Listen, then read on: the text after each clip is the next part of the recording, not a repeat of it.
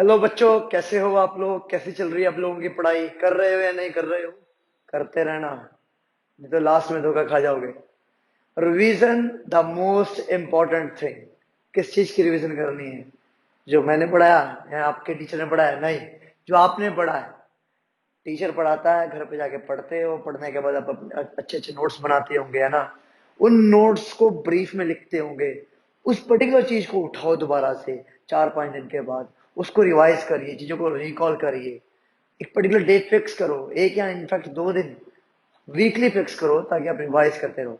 Revision होगी physics में तो बेटा फॉर्मूले, ग्राफ ये ऑटोमेटिकली आते रहेंगे, क्वेश्चंस अपने आप होते रहेंगे।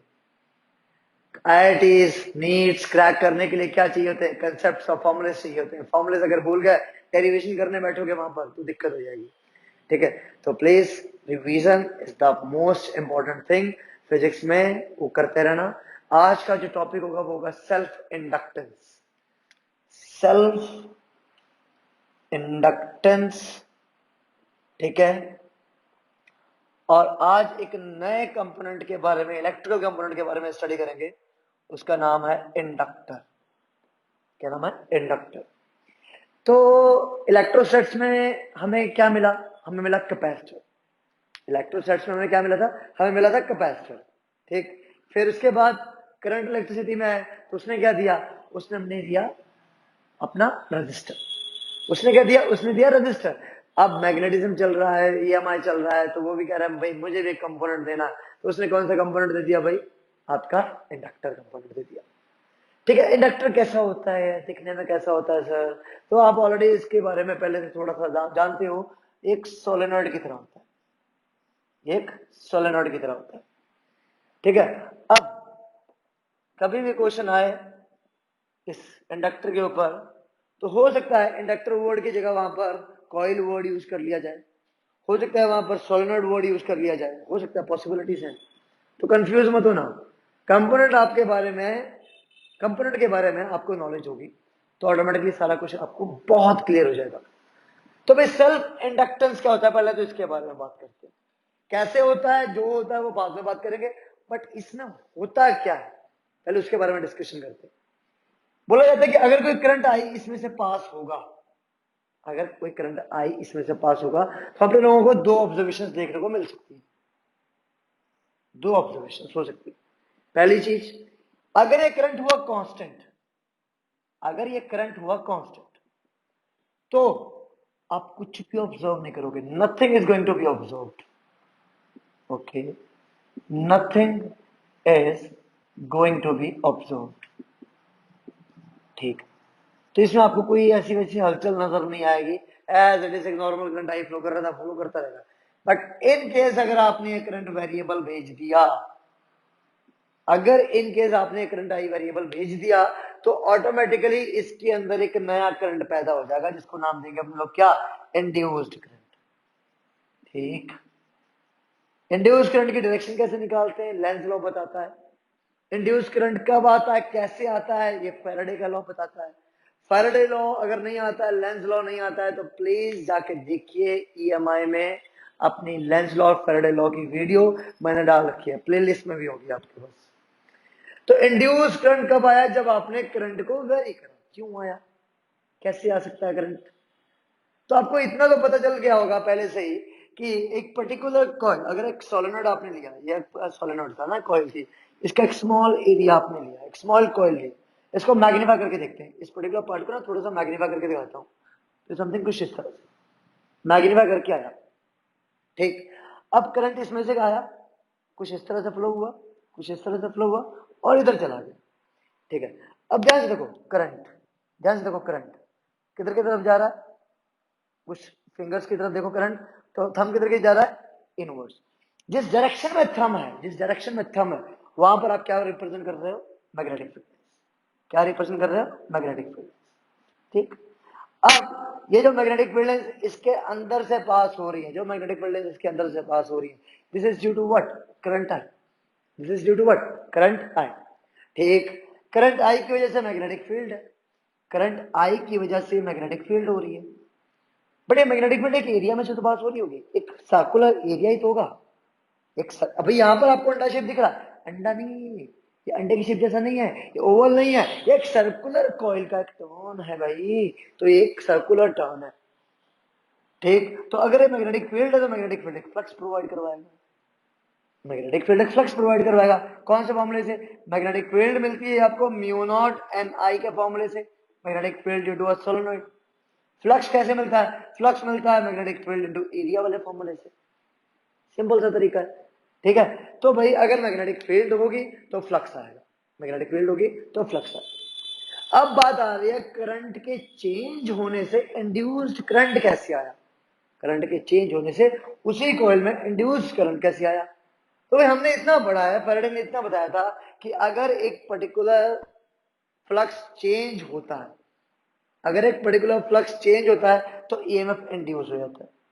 Formula E is equal to D phi upon D T, E is equal to D phi upon D T. तो यहां पर एक पर्टिकुलर फ्लक्स अगर चेंज हुआ, यहां पर अगर एक पर्टिकुलर फ्लक्स चेंज हुआ तो ऑटोमेटिकली वहां पर एक ईएमएफ आ जाएगा, और अगर ईएमएफ आ गया तो करंट तो ऑटोमेटिकली फ्लो करना शुरू कर देगा। अगर कॉइल क्लोज्ड हुई, अगर कॉइल क्लोज्ड हुई तो करंट तो ऑटोमेटिकली फ्लो करना शुरू कर देगा। ठीक है भाई, अब देखो यहां पर करंट अगर वैरी हुआ, इस कॉइल में अगर करंट वैरी हुआ तो magnetic field is going to change. क्यों? क्योंकि मैग्नेटिक फील्ड का फॉर्मूला होता है mu naught N I, I अगर चेंज होगा मैग्नेटिक फील्ड चेंज होगी। ठीक, मैग्नेटिक फील्ड अगर चेंज हुई तो फ्लक्स चेंज होगा, मैग्नेटिक फील्ड चेंज हुई तो फ्लक्स चेंज होगा। क्यों? क्योंकि फॉर्मूला फ्लक्स का क्या, डी ए, तो बी चेंज तो फ्लक्स भी चेंज। और अगर फ्लक्स चेंज हुआ, अगर फ्लक्स चेंज हुआ तो भाई साहब कोई रोकने वाला नहीं है ईएमएफ को इंड्यूस होने से, तो ईएमएफ तो इंड्यूस होना ही होना है। और जैसे इस कॉइल में ईएमएफ इंड्यूस होगा तो करंट फ्लो करना शुरू कर देगा, करंट आपका फ्लो करना शुरू कर देगा। दैट मीन्स इफ अगर मैं कहूं I increases, for example if मैं कहता हूं I increases, B increases, B increases, then flux increases, flux increases, EMF induces, और अगर ईएमएफ इंड्यूस होगा तो करंट इंड्यूस होगा, अगर ईएमएफ इंड्यूस होगा तो करंट इंड्यूस होगा। ठीक, आई इंक्रीज हो रहा है तो जाके करंट इंड्यूस हो रहा है, तो इसका मतलब ये पर्टिकुलर करंट क्या करेगा, अपने ही बाप को मारने की कोशिश करेगा, जिसने इसको पैदा करा। फादर को मारने का काम यहां पर कौन कर रहा है? किसने बोला था? ये लेंस लॉ ने।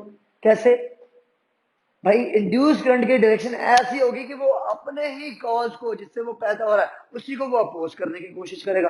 तो यहां पर इंड्यूस करंट की डायरेक्शन ऐसी लेनी पड़ेगी ताकि ये बढ़ता हुआ करंट ऑटोमेटिकली क्या होना शुरू हो जाए, कम होना शुरू हो जाए। तो यहां पर ध्यान से देखो, करंट आपका अगर इधर की तरफ, चलो एक नई कॉल बना लेते हैं यहां पर, अगर आपका ये करंट आई इधर की तरफ क्या कर रहा है, बढ़ रहा है, अगर इधर की तरफ बढ़ रहा है तो ऑटोमेटिकली करंट किधर की तरफ फ्लो करना शुरू कर देगा, तो इंड्यूस्ड करंट की डायरेक्शन क्या हो जाएगी, ये हो जाएगी, इंड्यूस्ड करंट की डायरेक्शन ये हो जाएगी। तो इसका मतलब ये कॉइल एक बैटरी की तरह बिहेव करना शुरू कर देगी। बिल्कुल, ये कॉइल इस समय एक बैटरी की तरह बिहेव करना शुरू कर देगी, जो एक नया करंट आई इंड्यूस्ड करंट को प्रोड्यूस कर देगी। डायरेक्शन के अकॉर्डिंग उसका पॉजिटिव टर्मिनल ये, नेगेटिव टर्मिनल ये, पॉजिटिव टर्मिनल ये और नेगेटिव टर्मिनल यहां पर ये हो गया। अब क्या देखने को मिला? देखने को मिला करंट चेंज हो रहा है तो मैग्नेटिक फील्ड चेंज हो रही है, मैग्नेटिक फील्ड चेंज हो रही है तो फ्लक्स चेंज हो रहा है। तो इसका मतलब फ्लक्स यहां पर डायरेक्टली किसके ऊपर डिपेंड कर रहा है, करंट आई के ऊपर। फ्लक्स यहां पर किसके ऊपर डिपेंड कर रहा है, करंट आई। टोटल फ्लक्स की अगर मैं बात करता हूं तो टोटल फ्लक्स कितना होगा, टोटल फ्लक्स कितना होगा? ये तो एक कॉइल के अक्रॉस की फ्लक्स की बात हो रही है, तो टोटल फ्लक्स कितना होगा? Total flux phi t will be equal to n phi, total flux phi t will be equal to what, n phi। तो अगर मैं यहां पर बात करूं phi, phi directly proportional to I, तो एक पर्टिकुलर कॉइल के अक्रॉस का जो करंट होगा वो आई हो गया, फ्लक्स चेंज हुआ तो फाई डायरेक्टली प्रोपोर्शनल टू आई हो गया। ठीक, डायरेक्टली प्रोपोर्शनल का साइन जब हटाएंगे तो क्या निकल के आएगा, कांस्टेंट।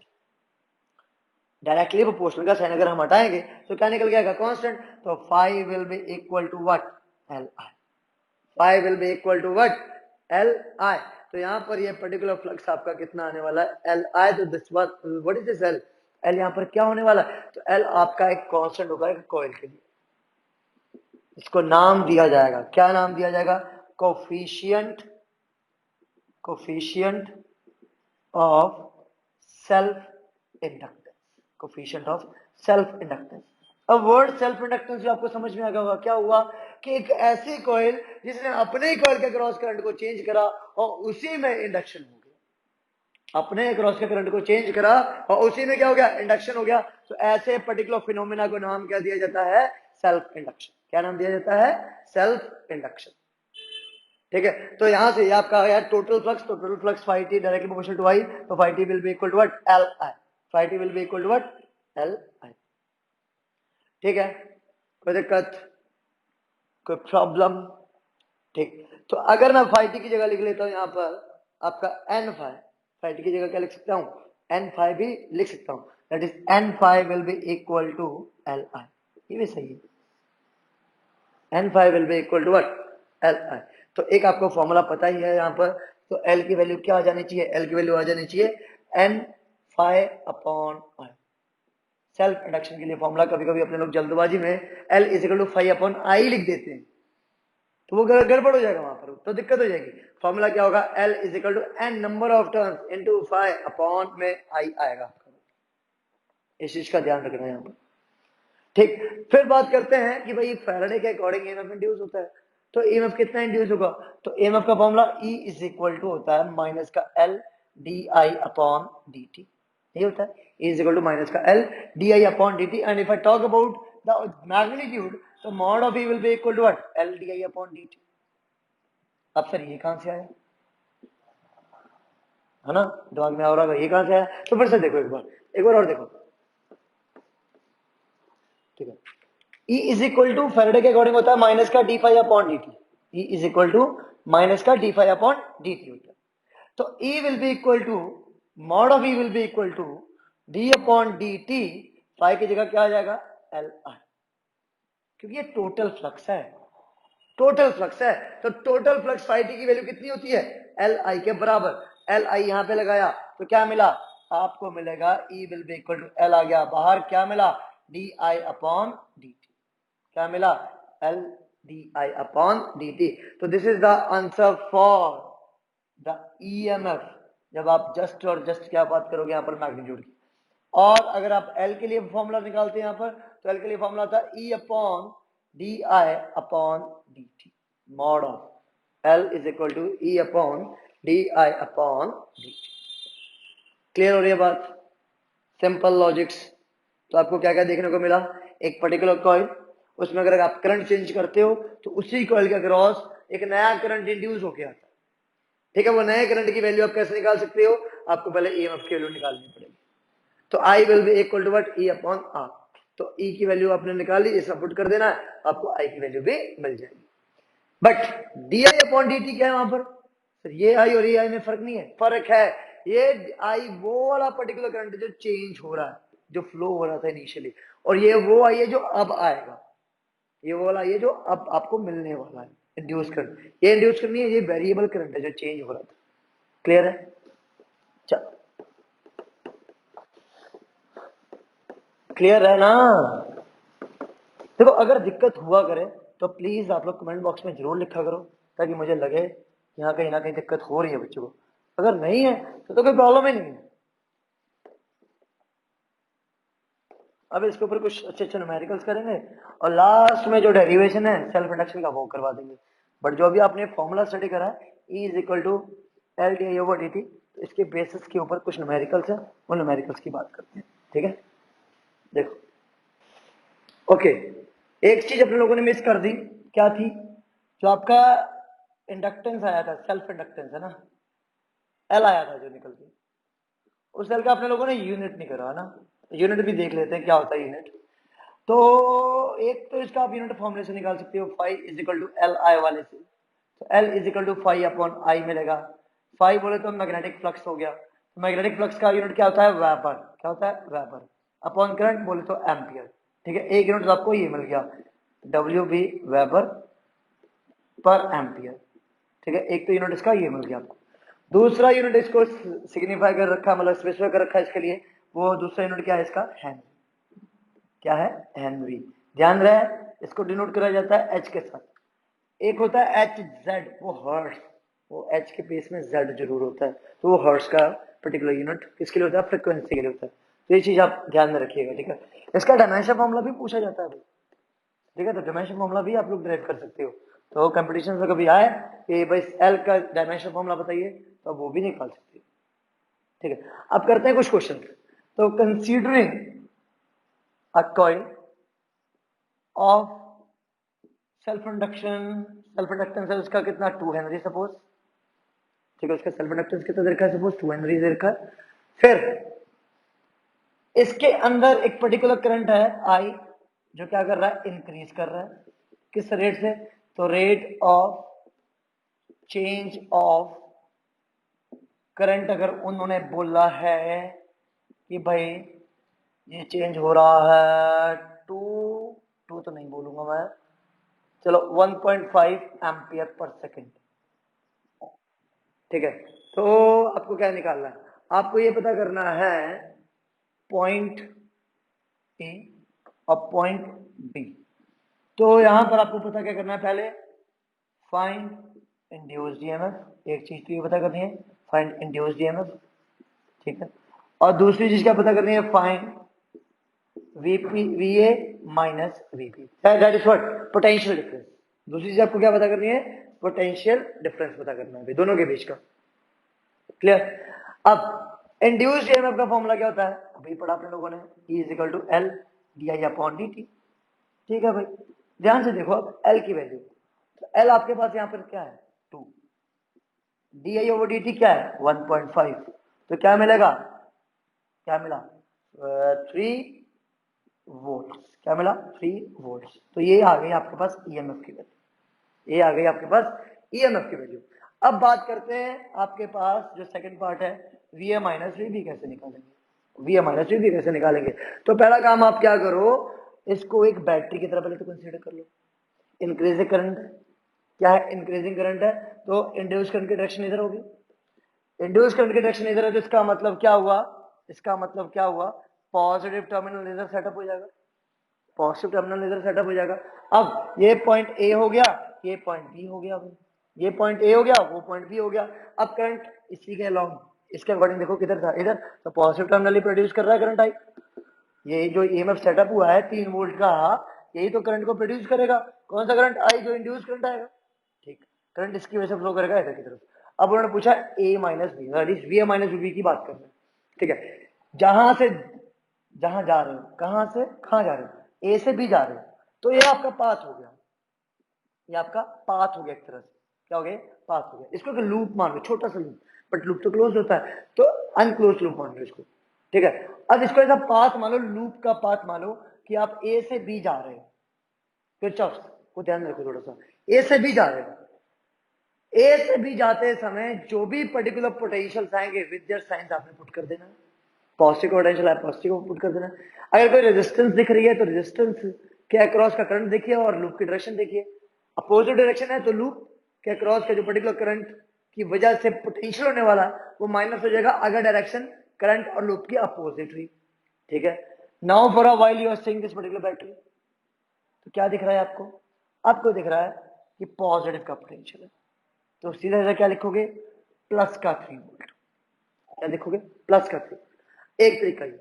दूसरा तरीका क्या है, आप यहां से चले तो पाथ के अकॉर्डिंग चलते रहो, यहां का पोटेंशियल ऐड अप करा वी ए, ठीक। इसका जो पोटेंशियल होता है क्या होता है, माइनस का L D I over D T, याद है, वो तो मैग्नीट्यूड लिया था, तो हमेशा माइनस का L D I over D T लेना, माइनस का L D I over D T हमेशा लेके चलना, तो माइनस का L D I over D T is equal to यहाँ का पोटेंशियल क्या आया, वी। नहीं आया समझ में, नहीं आया समझ में, है ना, नहीं आया होगा। देखो क्या कर रहे हैं ना हम लोग, हम पॉइंट ए से चल रहे हैं, तो पॉइंट ए का जो पर्टिकुलर पोटेंशियल है उसको आपने सीधा सीधा पहले लिख दिया, क्या लिखा, वी ए, ठीक। उसके बाद कहां से कहां गए, ए से बी जा रहे हैं, तो बीच में आपको क्या दिख रहा है, एक बैटरी दिख रही है, उस बैटरी के क्रॉस का जो पोटेंशियल है वो L D I over D T तो है, ये तो पता ही है, बट आपने क्या करना है, हमेशा इसको माइनस का L D I over D T के साथ लगाना है हमेशा, ताकि आपको रिजल्ट स्पेसिफाई और सही मिल सके। प्लस का लगा दोगे, फिर यहां पर अभी प्लस का लगाया, ऐसे सोच रहे होगे तो देखो ना, ये उधर जाएगा ऑटोमेटिकली प्लस का हो जाएगा, ये इधर आ जाएगा ये ऑटोमेटिकली माइनस का हो जाएगा।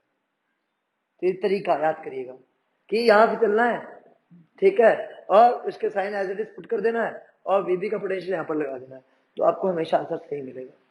ठीक, अब देखो ना, वी ए वी भी इधर आया, माइनस का वी भी हो गया, ये उधर पहुंच जाएगा तो L d A over D t आ जाएगा। हमेशा ये करना है, हमेशा।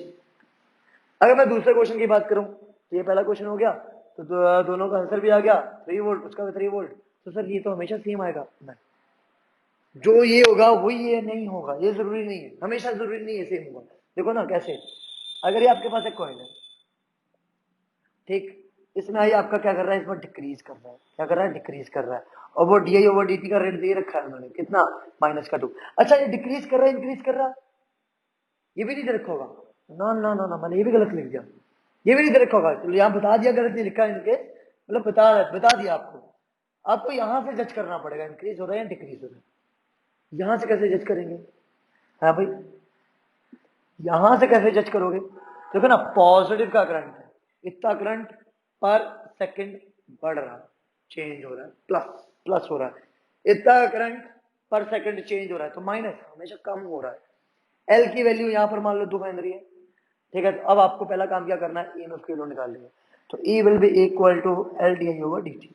हमें मैग्नीट्यूड से मतलब है बस, हमें सिर्फ और सिर्फ मैग्नीट्यूड से मतलब है, इसका कभी भी साइन की जरूरत नहीं पड़ती मॉड ईएमएफ की।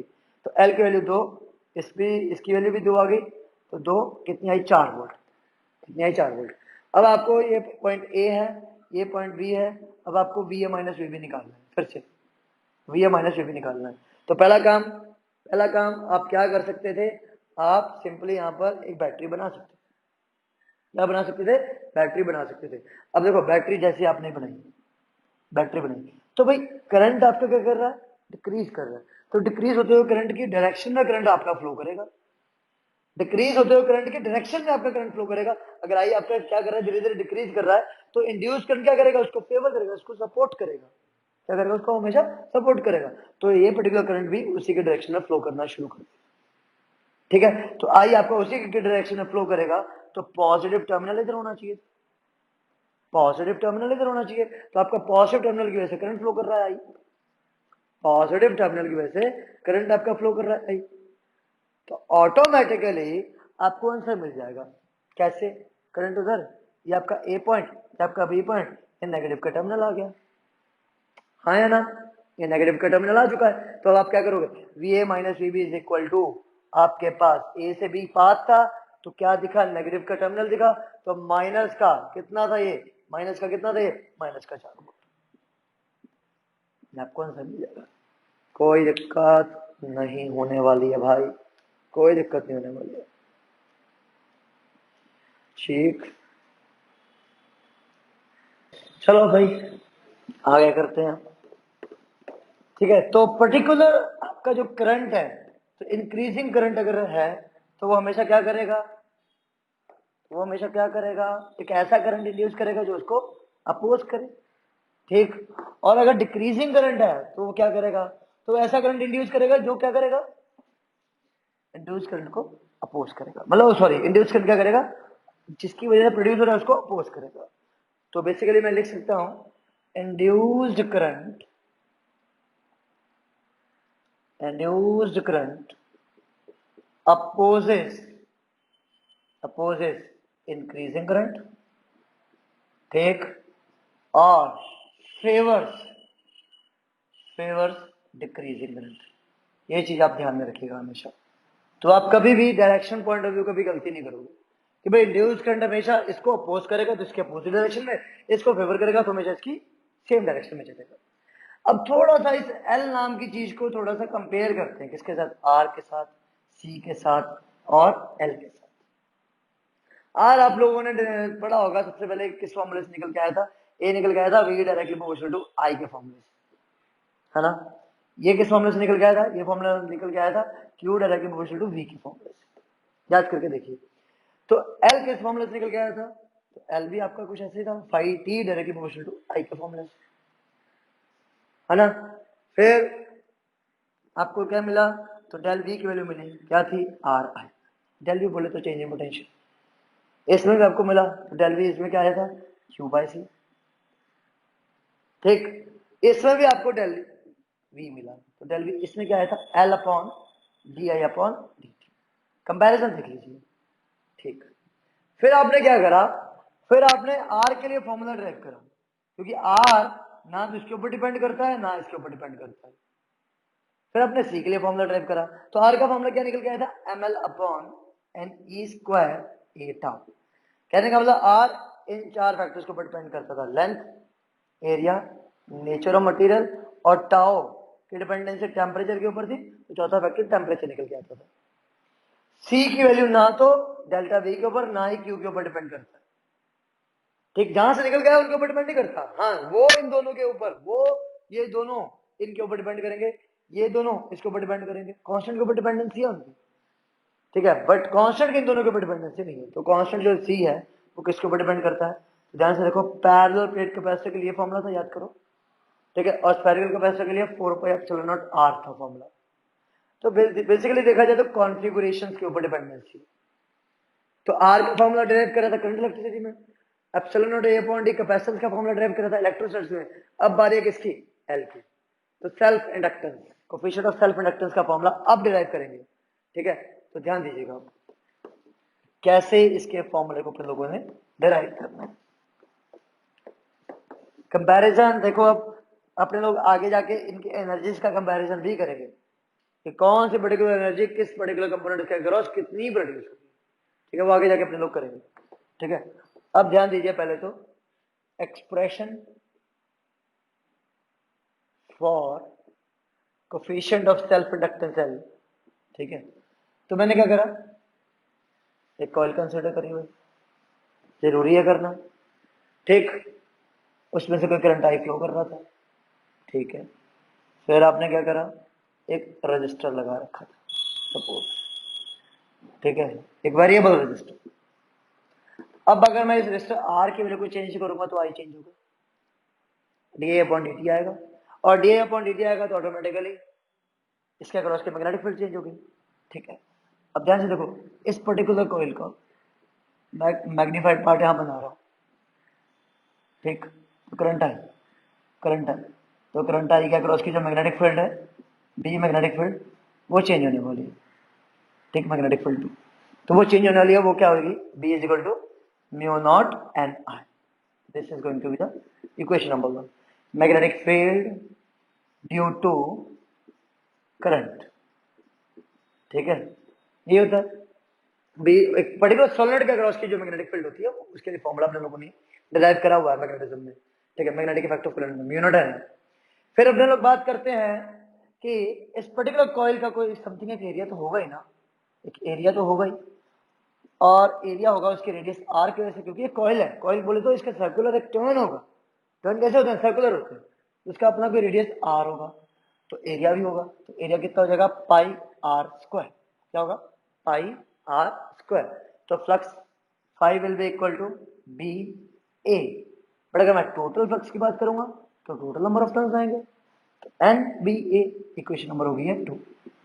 अब ध्यान में रखो, ये स्मॉल एन क्या था, याद करो स्मॉल एन क्या था, ये स्मॉल एन था number of turns per unit length. तो सोलेनोइड की अपनी एक लेंथ होगी, कॉइल की क्या होगी, एक अपनी की लेंथ होगी, तो total number of turns upon total length आएगी स्मॉल एन। तो इक्वेशन नंबर फर्स्ट क्या बन जाती है, mu naught N upon L into I. तो इसको नंबर दे दो थर्ड। ठीक, अब क्या करो, using third in second, using third in second, तो क्या मिलता है, फाई टी की वैल्यू मिल जाती है। क्या मिल जाती है, एन इंटू, तो बी की जगह क्या आएगा, mu naught N I upon L into A. यह आ गई आपके पास फाई टी की value, that is equation number 4। फिर आती है बात, अपने लोगों ने अभी एक फॉर्मूला स्टडी करा also, phi T is equal to L I. ये भी एक फॉर्मूला स्टडी करा, phi T is equal to L I, तो ये हो गई इक्वेशन नंबर 5। तो क्या करो, इक्वेटिंग 4 एंड 5 वी गेट, हमें क्या मिल जाएगा भाई, L I will be equal to N into mu naught N I divided by L into A. तो ध्यान से देखो, यहां से एल और सॉरी आई और आई उड़ गए, तो क्या मिला, L will be equal to mu naught N का स्क्वायर ए अपॉन एन। तो ये आया फॉर्मूला, किसके लिए आया, सेल्फ इंडक्टेंस के लिए। किस किस के ऊपर डिपेंड करता है, नंबर ऑफ टर्न्स, कितने नंबर ऑफ टर्न्स है। एरिया, उस पर्टिकुलर कॉइल का एरिया कितना है उसके ऊपर, म्यू नॉट उस कॉइल के अंदर कुछ भरा हुआ है उसकी परमेबिलिटी के ऊपर, एल उसकी लेंथ कितनी है। जैसे एक रेजिस्टेंस अपनी कॉन्फ़िगरेशन के ऊपर डिपेंड करता था, उस पर्टिकुलर रेजिस्टेंस की लेंथ क्या है, एरिया क्या है, नेचर ऑफ मटेरियल क्या है, उसका टेम्परेचर क्या है, कैपेसिटर डिपेंड करता था अपने प्लेट्स के एरिया के ऊपर, उन प्लेट्स के बीच में दूरी कितनी है उसके डिस्टेंस के ऊपर, उसके अंदर भरा कौन सा मीडियम उसके परमिटिविटी के ऊपर। उसी तरह से जो आपका एल है, सेल्फ इंडक्टेंस है, वो भी अपनी कॉन्फ़िगरेशन के ऊपर ही डिपेंड करेगा, ना कि फाई और आई के।